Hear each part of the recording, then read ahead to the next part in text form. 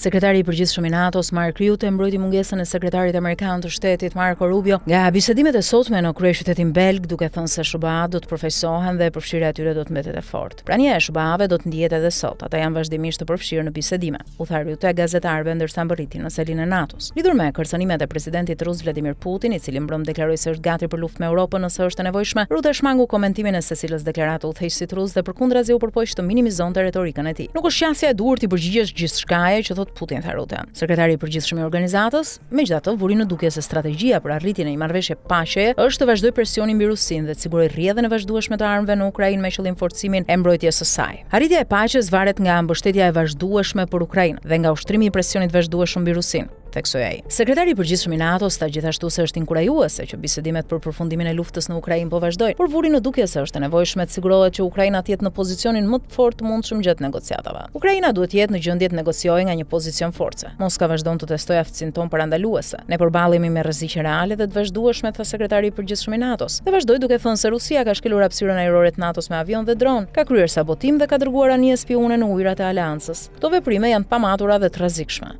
Rusia po punon ngushtë me Kinën, Korenë e Veriut dhe Iranin për të prishur shoqëritë tona dhe për të shkatruar rregullat globale, tha ai, duke shtuar se po përgatitet për një përballje afatgjatë.